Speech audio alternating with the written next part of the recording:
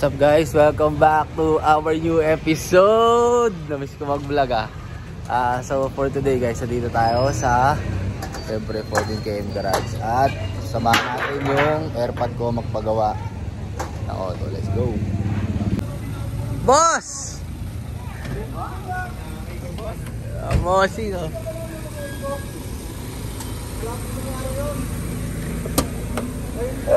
Ano boss? Hindi ko nabigay yung susi sa'yo, boss. Susi ng ano? Shop. Ako part owner ba yan? So ayun, syempre nakita na si Mike. Nakakamiss mag-vlog guys. But syempre may mga personal tayo na bagay na ginagawa aside from doing car content. Syempre meron tayong ibang buhay outside of it. Saka semi-tinamad na rin. Kasi ano eh, saka marami naman na nagbablog ngayon guys, diba? Sa mga nakakamiss sa akin guys, siguro pamisa-misa magbablog tayo, pero not most of the time. Ito yun, tayo nagbubukas sa shop na Mike. Huwag nyo na ako ma-miss guys, kasi marami ng vloggers dyan ngayon eh, no? Nakiki-vlog na ngayon eh. Medyo it's starting to get cringy, man. Pero syempre for the love of the game, let's go.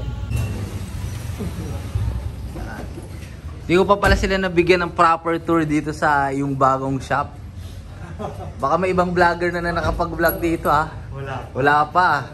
So ito nga pala yung bagong shop ni Mike guys. Tayo naman ha. Employee of the month ha. 2 months na ba yan dyan? 2025 na, hindi pa rin napalitan to. So guys, sa mga gusto magpa-PMS, tsaka paggawa ng mga accessories para sa kanilang kotse, lahat talaga, oh.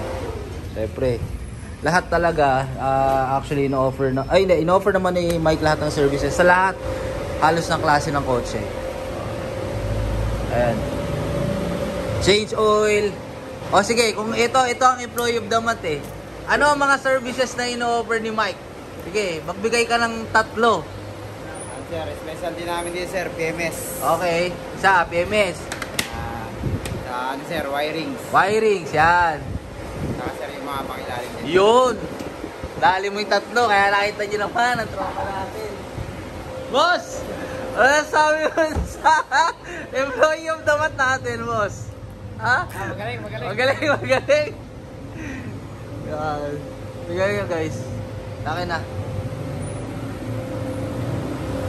Yan. By the way, bago pala magkalimutan, I just want to give you a quick update sa ating kotse. Ready na ba kayo? Ito na siya!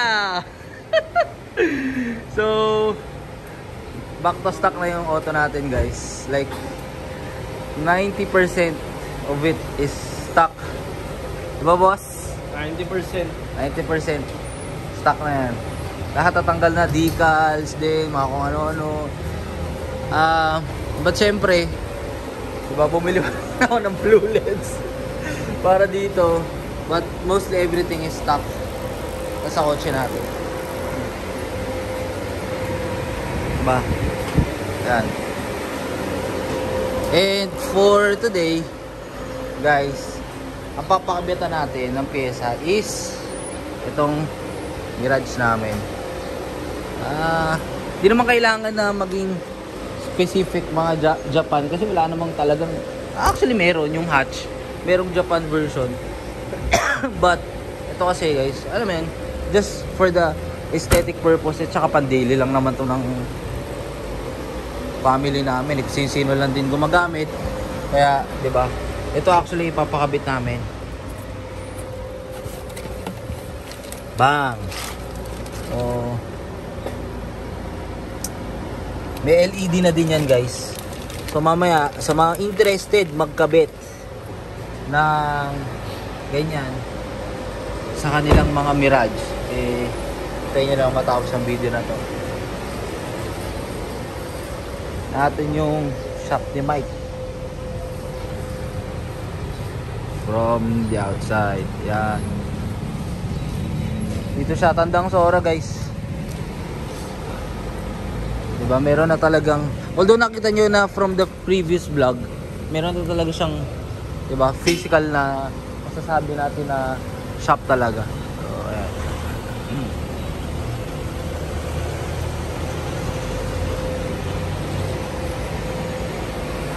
Quick ano lang, walk around lang sa shop nila. Tsaka guys, ang kinagandahan talaga rito sa 14K, may libreng tubig, oh. Libreng tubig.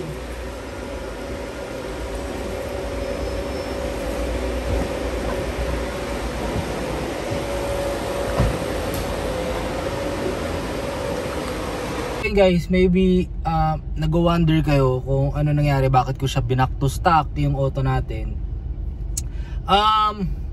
It's because meron kasi ako tropa, nakakabili lang ng Honda City GM6 din.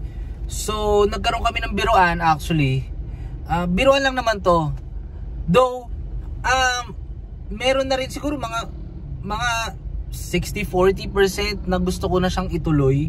But syempre dahil nga yung love natin for the car, yung mga bagay na nagawa natin for it, syempre hindi na natin siya kumbaga parang mabitawan talaga. But yun nga, nagkaroon kami ng conversation ng friend ko actually about buying my suspension. Kasi syempre humingi siya sa akin ng guide kung ano bang mga dapat niyang unahin when it comes to purchasing parts for or aftermarket parts for his car, kasi nga syempre same naman kami ng platform. So I said, sabi ko, ako kasi ginawa ko dati, nagmags muna ako, parang awkward tignan, tapos mataas yung height, tas alam mo yun, naka aftermarket mags ka or wheels, syempre parang awkward tignan. Ngayon syempre ako, tinuro ko sa kanya, since nanggaling tayo sa stock mags and then nakadrop, okay naman yung look. I said, sabi ko, pinaka okay gawin is bumili ka muna ng lowering spring kung medyo budgeted ka, or coil overs kung meron ka naman ng budget, or yun pa lang yung budget mo for a certain part ng auto. So yun, nagbiruan kami, I named the price, tapos kinagat niya. So syempre as lalaki kausap, so pinanindigan ko, so pumayag ako dun sa price na in-offer niya sa akin, which is yung gusto ko naman. So yun, kinagat niya, and then doon na nagtuloy-tuloy, inoferan niya na ako na parang yung ganito, ganyan, kunin ko rin tong ganito. So wala na guys, hindi na rin ako since syempre wala naman akong ibang, alam mo yun, ibang maisip na aftermarket na coil overs na ilagay para sa auto natin. So alam mo yun, parang since kinukuha naman na halos lahat, hindi naman halos lahat, kumbaga may mga parts na siyang kinuha sa akin, might as well, sabi ko, sige, tuloy-tuloy ko na. So yun, it started with a joke na conversation na parang budulan lang, and then yun, nagtuloy-tuloy na siya, and then I started parting out, ganon. Medyo nakakalungkot siya at first, but kasi guys, sa totoo lang, parang wala na akong ibang maisip na parang pwede pang gawin for this platform. I tried almost all ng mga bagay na naisip kong ikabit sa kanya. Actually, sa totoo lang, ang huling pyesa na lang na dapat sanang ikakabit ko sa kanya is yung na hindi ko pa nakabit is yung seats. So doon ako medyo nahirapan ako ng onti doon.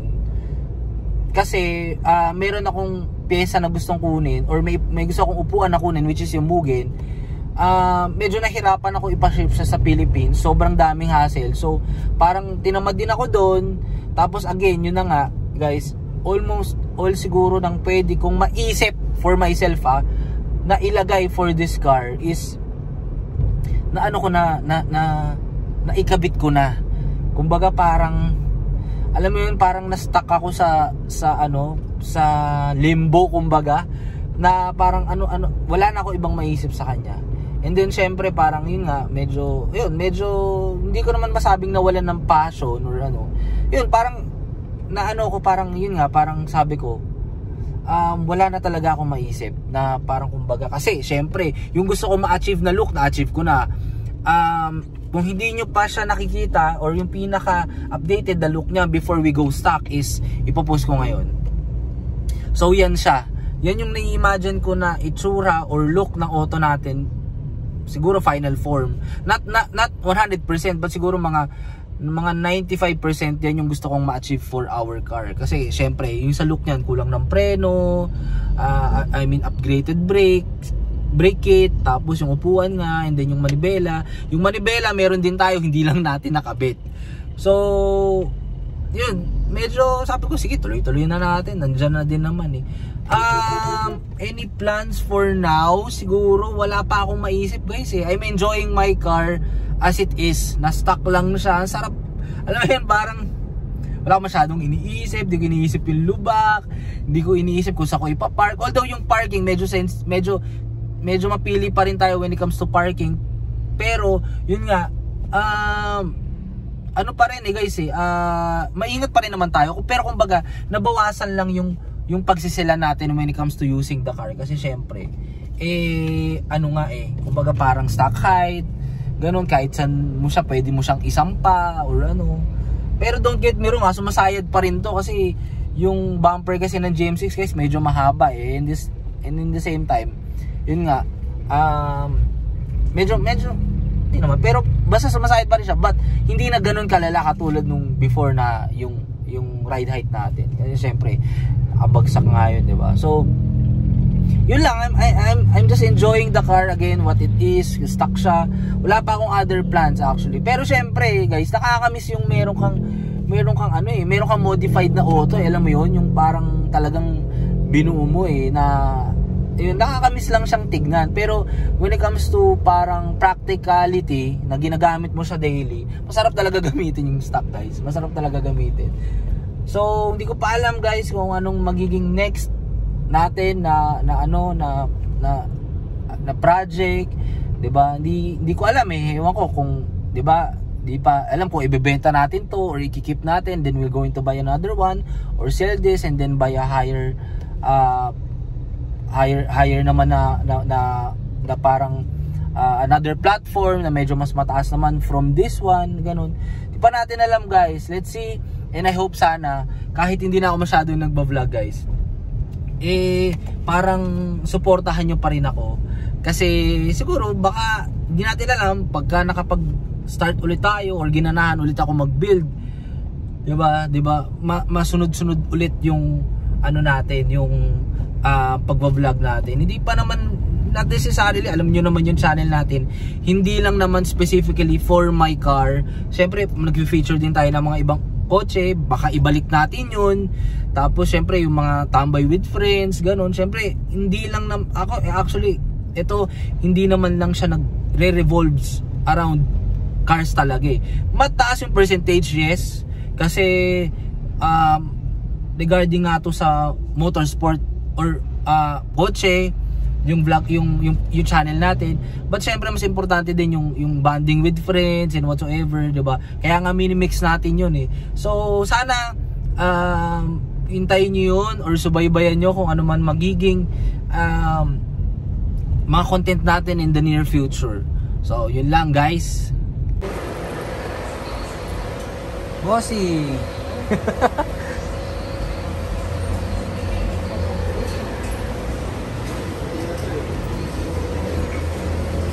So, just to give you a perfect example, sinasabi ko sa inyo lahat kinikater ni Mike. Mike, Lexus naman ang kinakalkal mo ngayon, Mike. Ilaw lang. Ilaw, LED. Ayan. Kita nyo.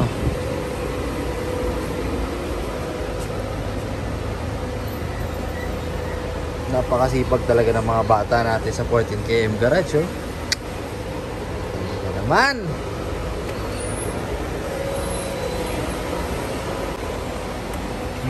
Nakabit na guys. Ngayon lilinyahan na lang nila. Pwede rin eh, no?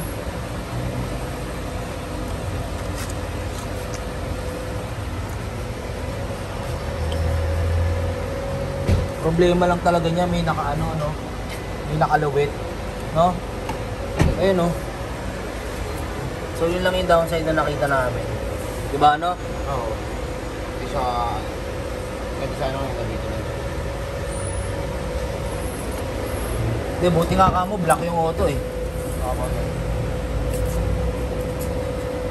Yan, kasi.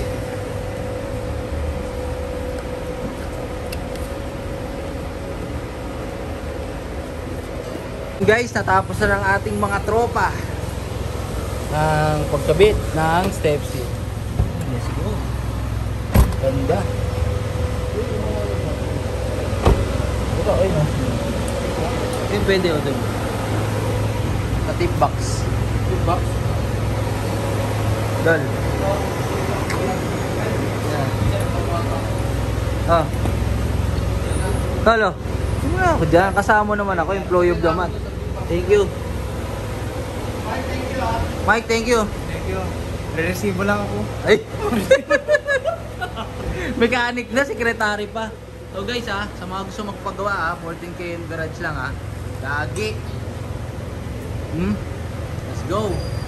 So again guys, thank you for watching and I hope you enjoy this episode for today for a very long time. Nakapag-vlog tayo ulit.